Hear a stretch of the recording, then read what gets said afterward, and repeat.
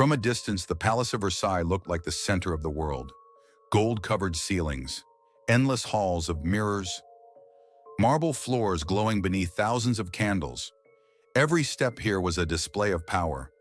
When the king stood, everyone stood. When the king spoke, silence filled the room. At the mention of his name, armies could move. With a single signature, laws could change. With one decision, the fate of millions could shift.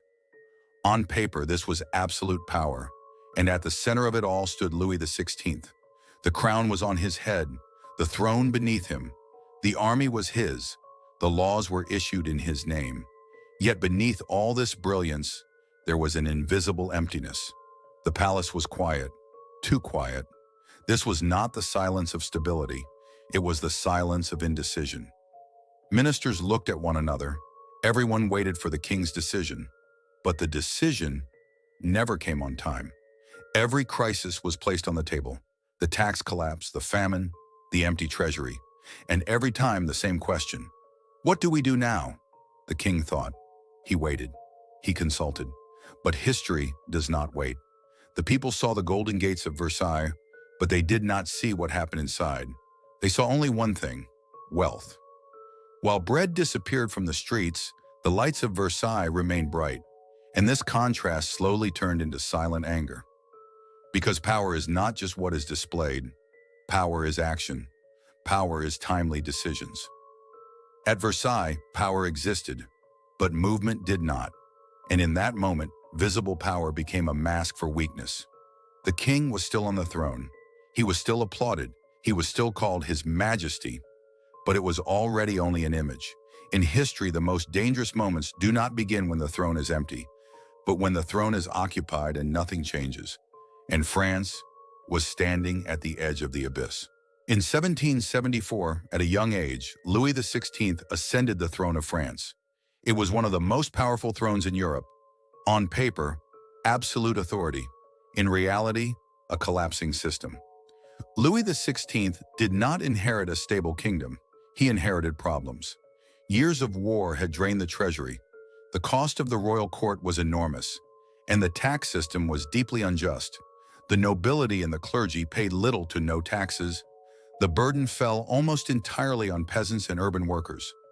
France was a wealthy land, but the state itself stood on the edge of bankruptcy. The new king knew this. He was not foolish. He saw the danger clearly, but the crown changed him. Louis XVI had not been raised for power. His childhood was shaped not by politics, but by isolation. He was interested in mechanics. He enjoyed dismantling and rebuilding clocks. He preferred order, routine, and silence. But France was not silent. The country he inherited demanded change. Money was gone. Bread prices were rising, and public patience was wearing thin. And at the center of it all stood a young king, a crown in his hands, and before him, a state beginning to collapse.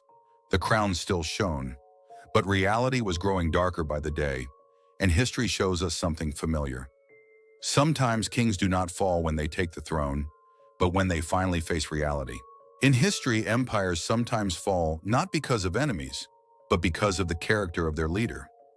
Louis XVI was not a cruel man. He was not violent. He was not a tyrant.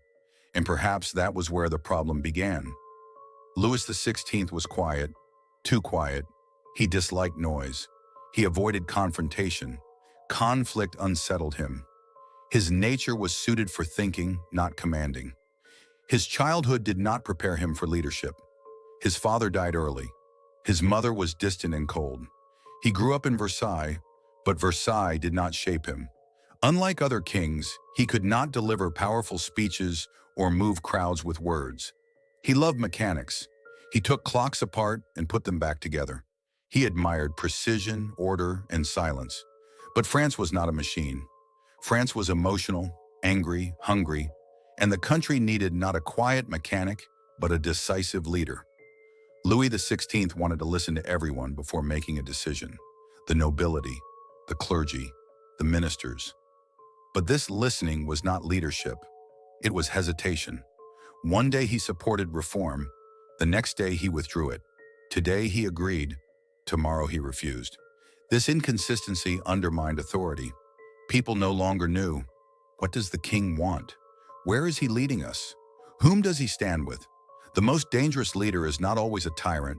It can be an indecisive one. A tyrant creates fear. Indecision creates a vacuum, and vacuums are filled by others. Court intrigues, ambitious nobles, radical ideas. Louis XVI kept trying to please everyone, and history shows that this is impossible. He held power, but he did not use it, and unused power slowly disappears. This is why Louis XVI sat on the throne, but did not truly rule the country. His failure was not a lack of power, it was a lack of will, and France began to pay the price for that weakness. The Palace of Versailles was not just wealth, it was a labyrinth of intrigue. The nobility opposed reform, the clergy guarded their privileges, ministers undermined one another, and the king tried to please everyone. And in the end, he pleased no one. Versailles and Paris belonged to the same country, but not to the same world. On one side, candlelight. On the other, empty tables. On one side, silk and gold. On the other, worn shoes and hunger. To the people, the king was a distant figure, unreachable, almost invisible. They could see the palace walls, but not the life inside them. What they believed was simple. There is abundance there, and nothing here. As bread grew more expensive, patience grew thinner. Mothers could not feed their children. Fathers lost their work.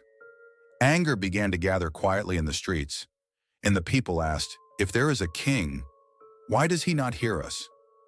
Louis XVI did not wish to be a cruel ruler, but he was a silent one. He did not walk among the people. He did not hear their voices. He did not speak their language. Between the palace and the streets, there was more than distance.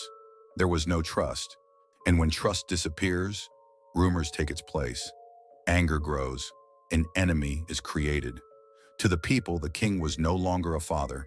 He became a symbol, and symbols are either loved or destroyed. This gap did not appear overnight. It widened with every day of silence. It deepened with every delayed decision. It expanded with every unheard voice. And one day, while the king still sat on the throne, the people no longer considered him their king. In history, revolutions rarely begin with swords. They begin with broken bonds.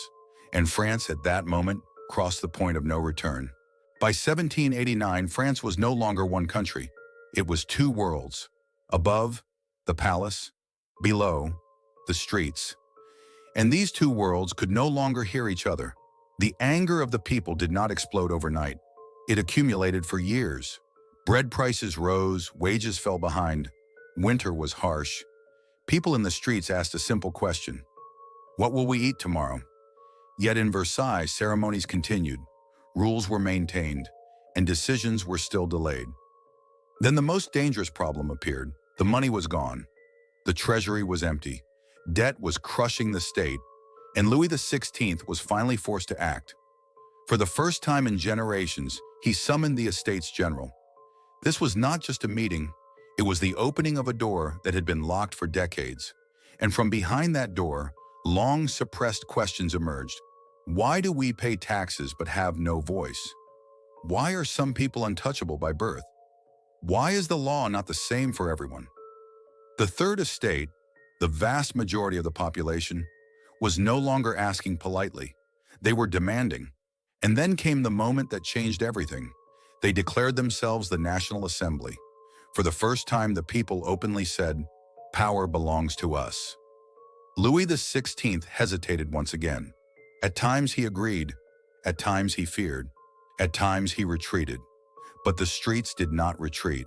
Paris was boiling. Rumors spread quickly. The army will be sent. They will crush the people. And on July 14th, history was forced open. The Bastille. It was not just a prison of stone. It was a symbol of fear, of silence, of unquestioned authority.